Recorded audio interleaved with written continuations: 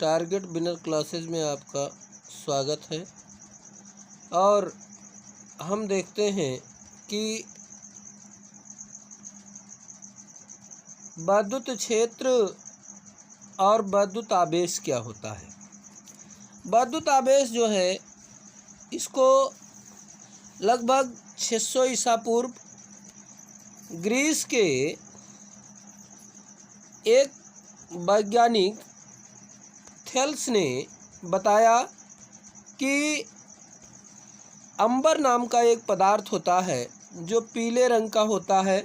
ये अंबर नाम का एक पदार्थ जो पीले रंग का होता है, जो बाल्टिक सागर के किनारे पाया जाता है। इसको जब हम ऊन के कपड़े से रगड़ते हैं या ऊनी कपड़े से रगड़ते हैं तो ये छोटी छोटी वस्तुओं को या तिनकों को अपनी तरफ आकर्षित करने लगता है। इसी गुण को हम आवेशन या आवेश की क्रिया कहते हैं। अब हम देखें कि सन 1600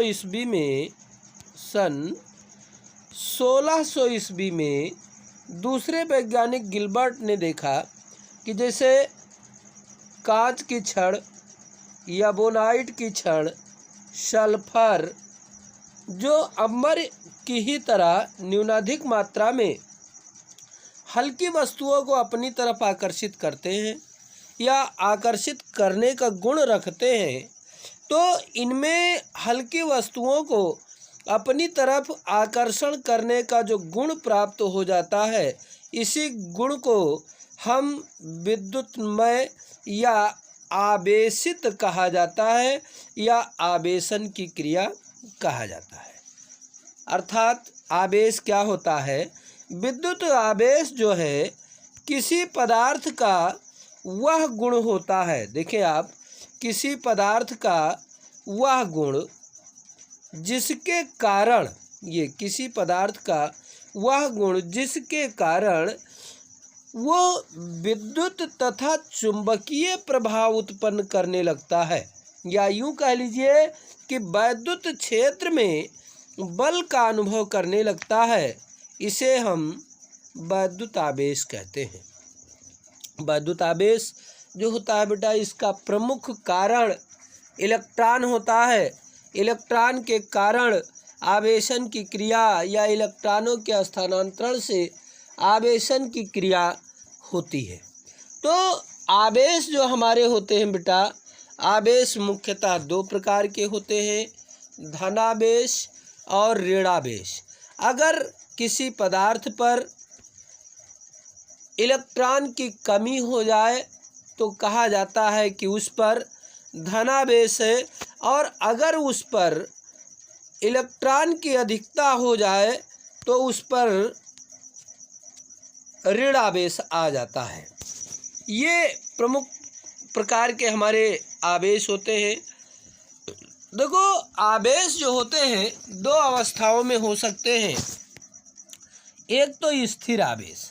स्थिर आवेश जो होता है बेटा, देखिए ये स्थिर आवेश जो हमारा होता है, यहाँ ये स्थिर आवेश जो होते हैं, देखें, स्थिर आवेश वैद्युत क्षेत्र उत्पन्न करते हैं। स्थिर आवेश जो होते हैं ये वैद्युत क्षेत्र उत्पन्न करते हैं और उनसे संबंधित घटनाओं का अध्ययन जो होता है वो स्थिर वैद्युतिकी कहलाता है। लेकिन कभी कभी हमने देखा होगा कुछ घटनाएं ऐसी मिलती हैं जिनमें हमारा आवेश जो होता है वो गतिमान होता है। ये तो गतिमान आवेश जो होता है, गतिमान आवेश के कारण जो गुण उत्पन्न होता है उसे हम विद्युत धारा कहते हैं। तो अब हम ज़्यादा डिटेल विद्युत से रिलेटेड जो हमारा आवेश है, आवेश के बारे में हम देखते हैं कि आवेश के प्रमुख गुणधर्म क्या हैं। हम इनके बारे में पढ़ते हैं, आवेश के प्रमुख गुणधर्मों के बारे में। वैद्युत आवेश जो होता है बेटा, इसके प्रमुख गुणधर्म जो हमारे हैं निम्नवत हैं। एक तो है आवेशों की योज्यता। आवेशों की योज्यता। आप देखें, ये वैद्युत आवेशों की योज्यता। योज्यता का मतलब क्या होता है कि आवेश की योज्यता का गुण। देखिए, आवेश की योज्यता का गुण जिसके द्वारा किसी निकाय का कुल आवेश उसके विभिन्न आवेशों के बीजीय योग के बराबर होता है। कहने का मतलब कि आवेशों की योज्यता का गुण जैसे निकाय पर जितना भी आवेश है वो आवेश उसके विभिन्न आवेशों के बीजीय योगफल के बराबर होता है। अर्थात वास्तविक संख्याओं की भांति, हम देखें वास्तविक संख्याओं की भांति ये इनको जोड़ा जा सकता है और घटाया भी जा सकता है। अर्थात आवेशों को चिन्हों के साथ प्रदर्शित करना चाहिए और चिन्हों के साथ प्रदर्शित करने से ये होता है कि किसी निकाय ये का आवेश ज्ञात करते समय उचित चिन्ह का प्रयोग करेंगे तो हमको उचित आवेश की मात्रा प्राप्त होगी। तो किसी भी पदार्थ पर या किसी भी निकाय पर उपस्थित संपूर्ण आवेश जो होता है उसके विभिन्न आवेशों के योगफल के बराबर होता है। अर्थात यूँ कह लीजिए कि किसी निकाय पर संपूर्ण आवेश जो होता है बेटा शून्य होता है। अर्थात कोई निकाय जो होता है वो विद्युत उदासीन होता है, क्योंकि उस पर जितना धनावेश होता है उतना ही ऋणावेश भी पाया जाता है। दूसरा गुण, वैद्युत आवेश की निश्चरता। निश्चरता का मतलब क्या होता है? निश्चरता का मतलब ये होता है कि आवेश जो होता है, वैद्युत आवेश प्रत्येक स्थिति में समान बना रहता है, उसके परिमाण में कोई परिवर्तन नहीं होता है। कहने का मतलब अगर कोई आवेशित कण चाहे विराम अवस्था में है या गतिमान अवस्था में है तो उसके गतिज अवस्था का या वेग का उस आवेश के परिमाण पर कोई प्रभाव नहीं पड़ता है। अर्थात विरामावस्था में उस पदार्थ पर जो आवेश है उसकी मात्रा, ये देखें, गतिमान अवस्था में आवेश की मात्रा के बराबर होगा। इसे हम वैद्युत आवेश की निश्चरता कहते हैं। अगला गुण क्या है बेटा? आप देखें, वैद्युत आवेश का संरक्षण। वैद्युत आवेश का संरक्षण का मतलब ये हुआ कि आवेश जो होता है प्रत्येक स्थिति में सदैव नियत बना रहता है, उसकी मात्रा में कोई परिवर्तन नहीं होता है। यानी जब कोई क्रिया हो रही होती है, ये देखिए, किसी विलगित तंत्र में आवेश की कुल मात्रा सदैव नियत होती है, इसे आवेश संरक्षण का नियम कहते हैं। या मान लीजिए कोई दो रासायनिक पदार्थ आपस में क्रिया कर रहे हैं तो उनमें क्रिया से पूर्व जितना आवेश था उतना आवेश क्रिया के बाद भी रहेगा, उनके आवेशों में कोई परिवर्तन नहीं आएगा। इसे आवेश संरक्षण का नियम कहा जाता है। इसको कुछ इस प्रकार हम देख सकते हैं बेटा। देखें, जैसे ये 92 यूरेनियम 235, इसमें 92 इलेक्ट्रॉन है। ये 0n1, ये उल्टा लिखा हुआ है, ये होना चाहिए 0n1, एक न्यूट्रॉन। तो न्यूट्रॉन जो होता है विद्युत उदासीन होता है। ये 92 है, तो 92 प्लस 0 बराबर हमारा कितना हुआ? 92। ये जो है अभिकारकों का या तीर के निशान से बाईं तरफ यानी अभिकारकों का ये आवेश हो गया इतने इलेक्ट्रॉनों के बराबर। लेकिन अगर हम दूसरी तरफ देखें ये, तो दूसरी तरफ बेटा हमारे पास 56 बेरियम 141 दिया हुआ है। 56 बेरियम 141 दिया है हमारे पास ये, और दूसरा 30n1 तो प्लस ऊर्जा, तो यानी 56 और 36। वैसे ये समीकरण बेटा अधूरा दिया है, हम आपको बताएं। 56 बेरियम 141 ये लिखा है, प्लस 36 क्रिप्टॉन होना चाहिए। ये 36 क्रिप्टान 89, ये 36 क्रिप्टान 89 हमारे पास होना चाहिए। तो ये 56 + 36 आप यहाँ देखें, ये 56 + 36 ये बराबर हमारे पास हो गया 92। तो जो ये हमारे अभिकारक थे बेटा, अभिकारक ये जो यूरेनियम और न्यूट्रॉन है इनका द्रव्यमान, और ये बेरियम और यहाँ प्लस क्रिप्टान होना चाहिए बेटा। हमने बताया आपको ये 36 क्रिप्टान 89, तो ये होना चाहिए। तो इनका, इन दोनों का अगर देखा जाए तो ये इलेक्ट्रॉनों का या इलेक्ट्रॉनों की मात्रा जो है बराबर है। तो इस प्रकार से आवेश सदैव संरक्षित रहता है। अब हम आगे बढ़ें तो ये युग्म उत्पादन में अगर देखा जाए तो युग्म उत्पादन क्या होता है बेटा? युग्म उत्पादन जो है एक नाभिकीय अभिक्रिया है। इसमें ये होता है कि फोटॉन जब विकिरण के रूप में पृथ्वी पर आता है, ये फोटॉन विकिरण के रूप में जब पृथ्वी पर आता है तो ये दो रूपों में टूट जाता है, एक इलेक्ट्रॉन और एक पॉजिट्रॉन। इलेक्ट्रॉन पर ऋणावेश और पॉजिट्रॉन पर क्या होता है? धनावेश होता है।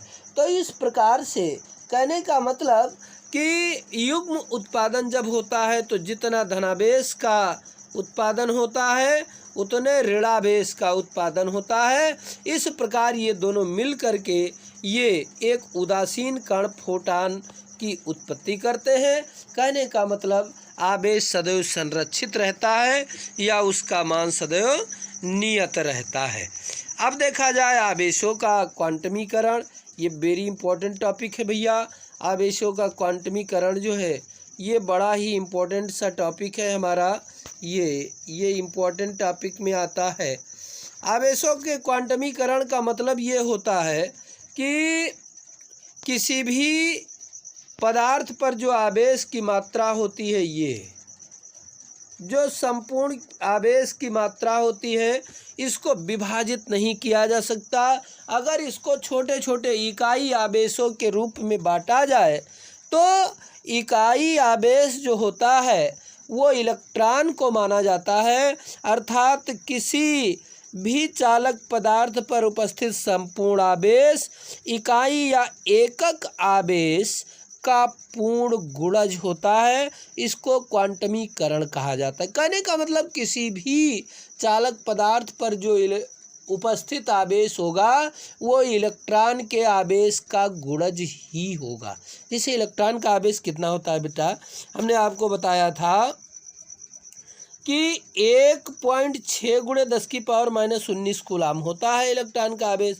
तो कभी भी किसी भी चालक पदार्थ पर जो आवेश होगा 1.6 का गुणज ही होगा, इससे कम ज़्यादा नहीं हो सकता है। ये आप देखें, ये लिखा हुआ है साफ साफ कि किसी आवेशित वस्तु पर उपस्थित आवेश सदैव मूल आवेश अर्थात ये इलेक्ट्रॉन के आवेश का पूर्ण गुणज होता है। अर्थात किसी भी आवेशित वस्तु पर या तो 1 इलेक्ट्रॉन के बराबर आवेश होगा या 2 इलेक्ट्रॉन के बराबर या 3 इलेक्ट्रॉन के बराबर। कहने का मतलब इलेक्ट्रॉन के आवेश का ही पूर्ण गुणज होगा। आवेशों के इस गुण को हम आवेशों का क्वांटमीकरण कहते हैं। अब इसके बाद आवेशों के गुण के बाद हम कुछ महत्वपूर्ण तथ्य देखते हैं कि आवेश हमेशा द्रव्यमान से संबद्ध होता है। ये देखिएगा बेटा कि आवेश जो होता है हमेशा द्रव्यमान से ही संबद्ध होता है। अर्थात द्रव्यमान के बिना आवेश का अस्तित्व संभव नहीं है।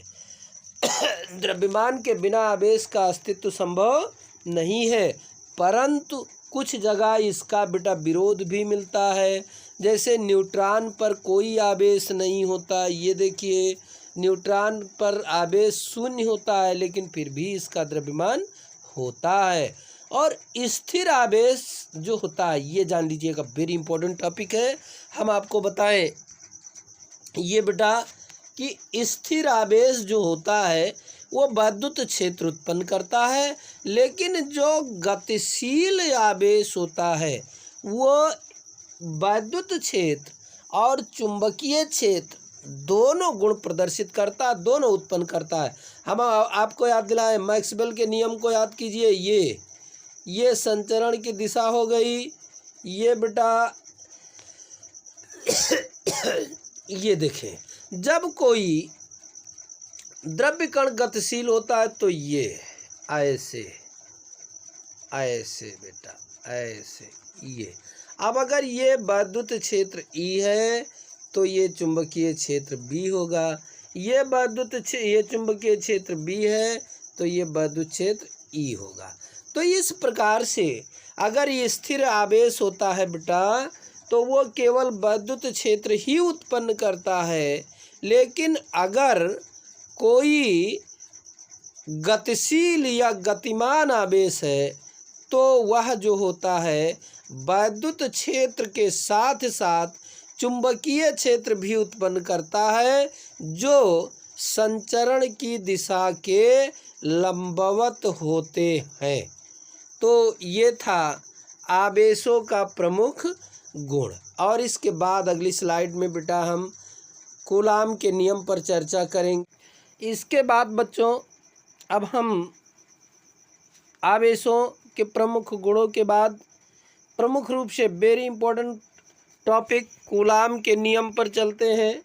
ये कूलाम का नियम जो हमारा है भैया, ये बड़ा ही इम्पोर्टेंट सा टॉपिक है। कूलाम महोदय ने बेटा दो आवेशों के मध्य लगने वाले स्थिर वैद्युत बल के बारे में बताया था। बेटा आवेश जो होते हैं, ध्यान से सुन लीजिएगा कि आवेशों के मध्य दो प्रकार का स्थिर वैद्युत बल लगता है। अगर आवेश हमारे सजातीय हैं, कहने का मतलब आवेश जो हमारे हैं अगर समान है, एक पॉजिटिव है दूसरा भी पॉजिटिव है, या एक नेगेटिव है दूसरा भी नेगेटिव है, तो उनके मध्य जो होता है फोर्स ऑफ रिपल्सन, कहने का मतलब प्रतिकर्षण बल काम करता है। और अगर डिफरेंट चार्जेस हैं तो उनके मध्य जो होता है आकर्षण बल कार्य करता है। तो कूलाम महोदय ने दो आवेशों के बीच लगने वाले स्थिर वैद्युत बल की व्याख्या करते हुए बताया कि दो आवेशों के मध्य, यहाँ ध्यान दीजिएगा, ये दो आवेशों के मध्य लगने वाला स्थिर वैद्युत बल। अब वो स्थिर वैद्युत बल आकर्षण भी हो सकता है या प्रतिकर्षण भी हो सकता है। स्थिर वैद्युत बल जो हमारा होता है वो दोनों आवेशों के गुणनफल, दोनों आवेशों के गुणनफल के समानुपाती होता है, या यूं कह लीजिए अनुक्रमानुपाती। देखिए, दो आवेशित वस्तुओं के मध्य आकर्षण या प्रतिकर्षण बल आवेशों के परिमाण के गुणनफल के अनुक्रमानुपाती होता है, यानी F is proportional that Q1 गुणे Q2। F is proportional that Q1 गुणे Q2। इसको हमने मान लिया समीकरण 1। अब दूसरा इसमें है बेटा कि दोनों आवेशों के मध्य, ये देखिएगा, दोनों आवेशों या दो आवेशित वस्तुओं के मध्य लगने वाला आकर्षण या प्रतिकर्षण बल, उनके बीच की दूरी, जो दूरी है बेटा उनके बीच की दूरी के वर्ग के व्युत क्रमानुपाती होता है। दूरी के वर्ग के व्युत क्रमानुपाती होता है, अर्थात ये F is proportional that 1/r², जहाँ r जो है दोनों आवेशों Q1 Q2 के मध्य की दूरी है।